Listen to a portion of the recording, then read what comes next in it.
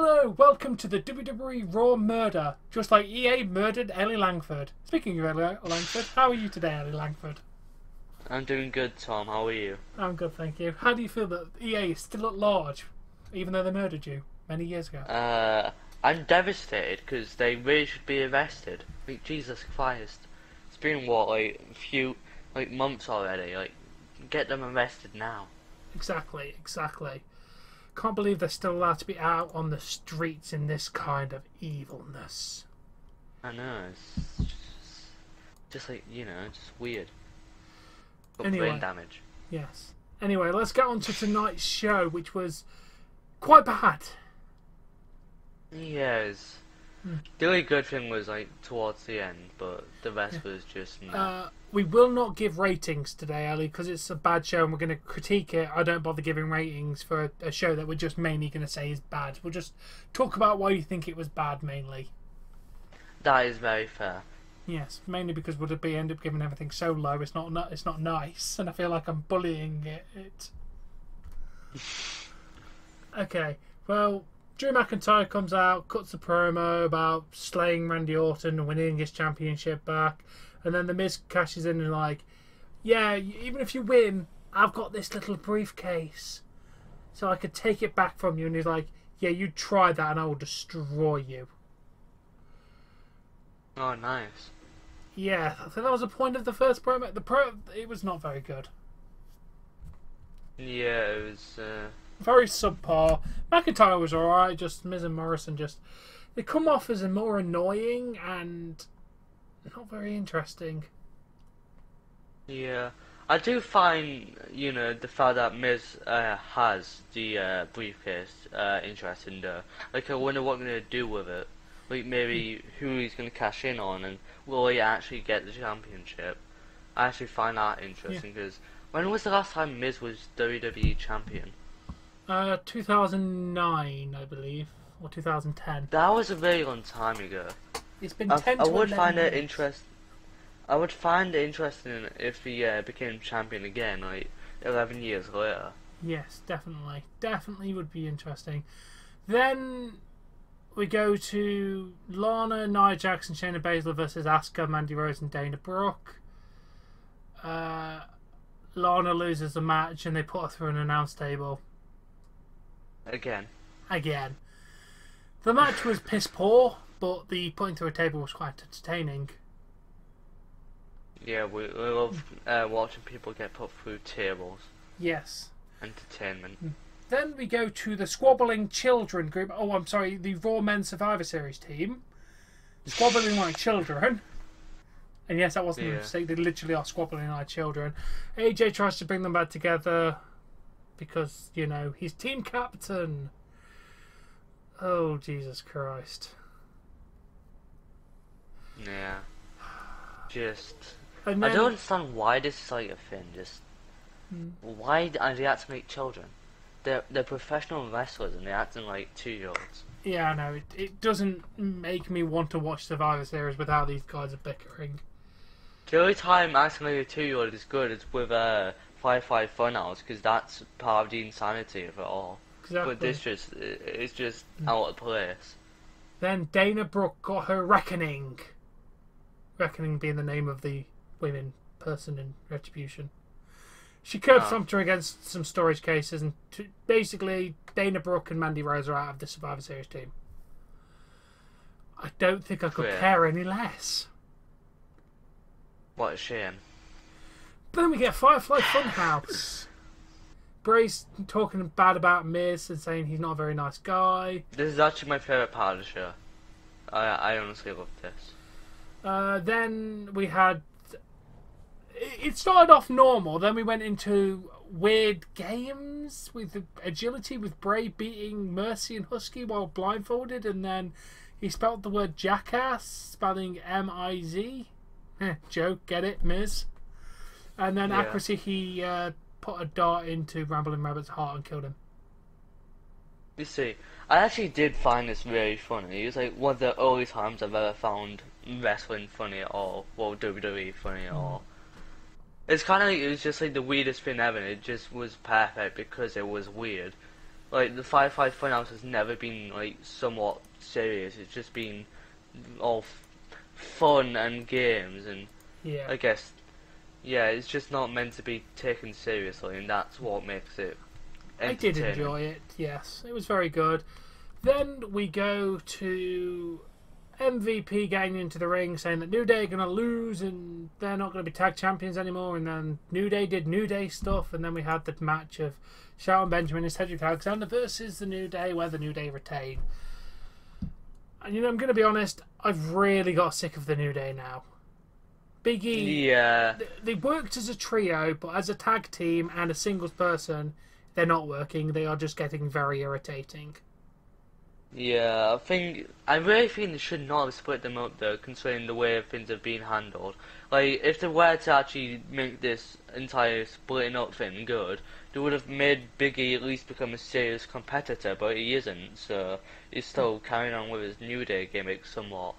And then, Xavier and Curfew are, like, having a hard time doing it just by the two of them alone, because Big E was actually a really big part of the New Day, like, so the fact that he's not in it anymore is just kind of like, It's it's missing not New Day, one of is the it, integral anymore? parts. All three guys did what they needed to do in the group, but take one of them away, it just gets really... Because the two are trying to do the stick for three people and it just doesn't work. Yeah, it's just, I really despise what they're doing with the New Day. Like, at first when I heard it, I was like, yeah, this is like atrocious. Then after a bit, I was like, okay, yeah, this is atrocious, but it can be handled to make it good. But now I'm just like, yeah, it's just atrocious. Why did it do this? Exactly. The only good WWE tag team was ruined by them splitting up, like, and Yeah. then just, now it's just, there's no good tag teams in wrestling anymore. There was only one good tag team in my opinion, and now it's gone, so... Yeah, they've definitely had Thanks, nothing going on in WWE. tag team wrestling in WWE. Nobody cares about Yeah. the Street Profits anymore. Nobody cares about the New Day anymore. No one just cares about any of the tag teams because they make us so we don't care. I love tag team wrestling. It's one of my favourite aspects of wrestling. There's so much psychology and moving parts and everything you can do in tag team wrestling that you can't do in a singles match because you've got the more elements in there. There's a lot more that goes on in tag team wrestling as psychology, selling, and all this kind of stuff. I love tag team wrestling, but WWE is just awful. Yeah, well, it's like, before we had great tag teams, but now we have nothing, like... WWE really needs to solve the tag team division, like, fast, because, Vince doesn't care, that's the problem. Vince has even said he doesn't like tag team wrestling, he doesn't get tag team wrestling. Yeah, it's just like, you're missing one of the main parts of, the wrestling, because you've pretty much already got, the singles thing now, and not even tag teams, because the tag teams are useless, because there aren't any good ones. Exactly, and any good ones you have drove out the company faster than they could say bye. Yeah. Anyway, we digress. Sheamus talks to McIntyre and reveals a chest that is full of his old wrestling gear, including a sword. Oh, and then Sheamus gives him a sword, which was pretty cool, actually. I liked that moment. Yeah.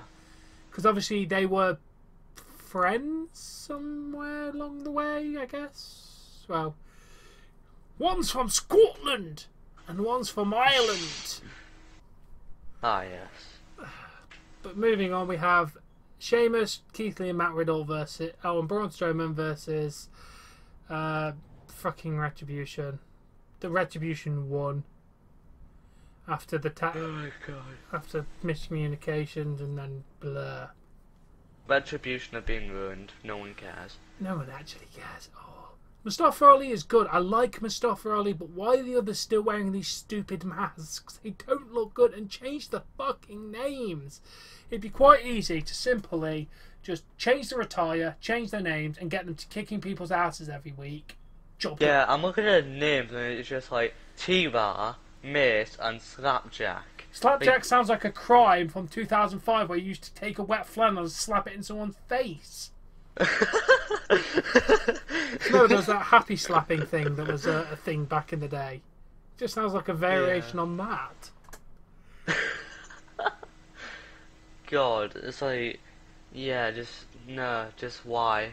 They had potential, but no. They've been ruined. They've been ruined like almost everything in wrestling or WWE. We then go swiftly on after that. But yeah, Retribution's awful.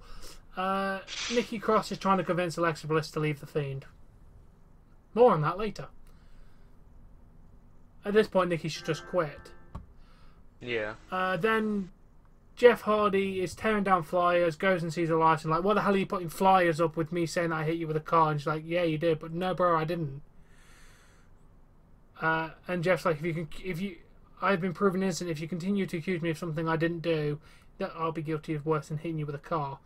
That's the thing, Elias. The law has proven it wasn't Jeff. Why are you continuing to go after him? It makes no sense. Yeah, I don't know. Okay, moving on because I don't care.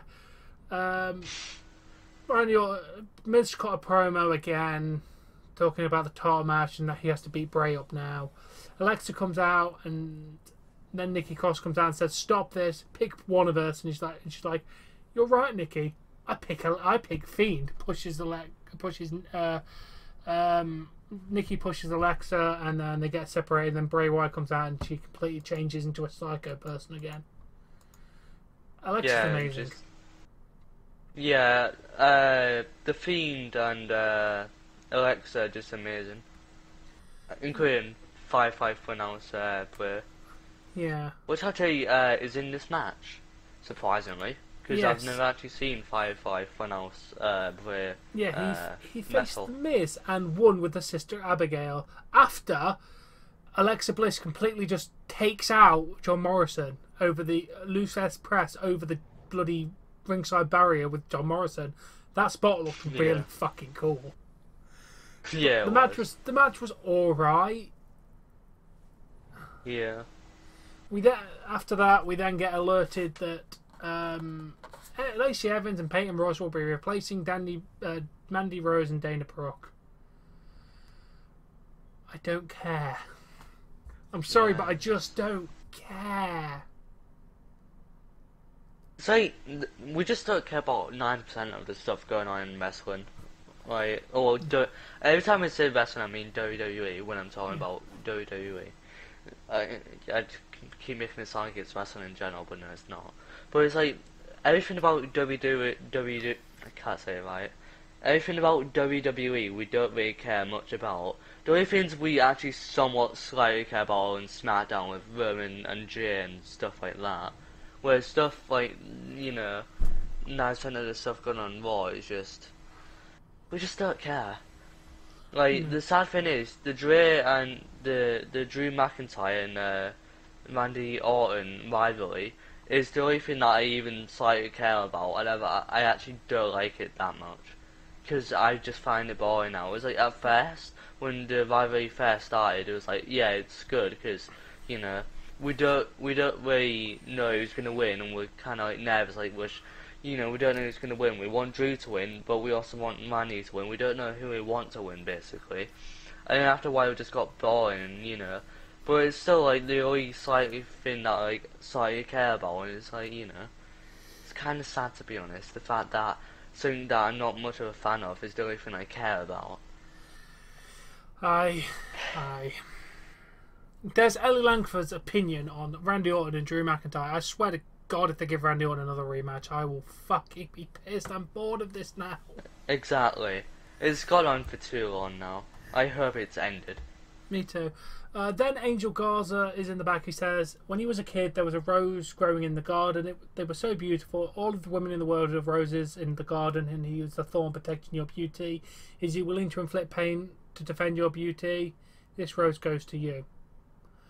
I like Angel Garza. This might go somewhere. Best of luck, Angel Garza. You're actually exciting, man. Is he going to get a manager woman, or is he going to be going after a certain woman, or is he going to introduce a new woman to the WWE universe? I don't know. I'm intrigued. Then Nia Jax and Shayna Baszler had a confrontation with Lacey Evans and Peyton Royce. It was shit. Moving swiftly on to the main event of the evening. Drew McIntyre versus Randy Orton for the WWE Championship. Randy Orton a match that was actually good. Yes, Randy Orton was walking out of the match when Adam Pearce went, nah, bro. This match is no countouts, no disqualifications. We will have a winner. In a pretty decent match. I'm going to give the match, we're not rating anything, but this, I would give a 3.25 out of 5 for this match. I'd maybe even give it a 3.4. I honestly love this match. This match was really, really good. McIntyre hit a Claymore for the win. Your winner and new WWE Champion, True Scottish Man. I mean McIntyre. Yes. He even came out with a sword in his entrance. It was fucking amazing. Yeah. I honestly hope Drew stays champion and doesn't lose it to I'm all up Randy. for it. If they want to do Drew and Edge at Mania, that would be an amazing match. Yeah, I'm 100% up for that. Yeah, I mean, TLC, I really pray to God it's not Randy versus Drew at fucking TLC. If it is, I'm going to officially give up on watching Raw from now on. Yeah. This show was awful. There was a good couple of moments. It was. You know what? I'm not even going to say it's better than last week. I'm going to give it the same rating of 0.5 out of 10. Congrats. This Raw has achieved new suckage. To be fair, Yeah. if it wasn't for the main event and the Firefly Funhouse, I probably would have said this was the worst Raw of the year. I'd give it a 4.5. Jesus. I'm only giving it a slightly generous rating because of the Drew McIntyre match and the Firefly Funhouse stuff. That's Yeah, it. I know. Thing is, I can't justify giving it higher because of that. I mean, the stuff that was good was good. The stuff that was bad was very fucking bad. Exactly. It's like if I had to make anyone watch this, I'd only watch those very few moments, and then I'd just say that the rest of those moments never existed, because I hope to God they never existed. Exactly. Now, what is your favourite English snack food, Ellie? I don't really have one. Favourite pack of crisps? Doritos. We have a Doritos fan in the house. I am personally a fan of Quavers. As if anybody watching this review would have already known if you watched the past few Raw reviews where me and Wrestling Network talk about Quavers. I'm also partial to a Crunchy, which I had one today, and it was very nice. I do love Crunchies. I've actually not had Quavers in quite a while, to be honest. I would recommend... Actually, you can't go out. I'd recommend you ask someone to get you some Quavers. Yeah. Because, COVID. self-isolation. Yeah. Because people in my school have gotten COVID and it's just, oh no, so scary. Yeah, it's not good anywhere, dude. Seriously. Yeah, no. You do know that's massively going to date this episode now. Even though this would be dated because it's about bloody this episode. Yeah, give it a few months and maybe COVID will be defeated and everyone would go like, oh yeah, this happened like a while back. Yeah. Yeah. But anyway... Back in my day. Try Pringles, but not the sour cream and onion ones because they smell disgusting. Seriously, the smell of sour cream and onion Pringles make me want to vomit. I really hate the smell of them. I mean, fair enough. Same with prawn cocktail Walker's crisps as well. I can't stand the smell of those either. But what's good is salt and vinegar or cheese and onion. Or even barbecue. Some places do barbecue flavours. They're very nice. Yeah.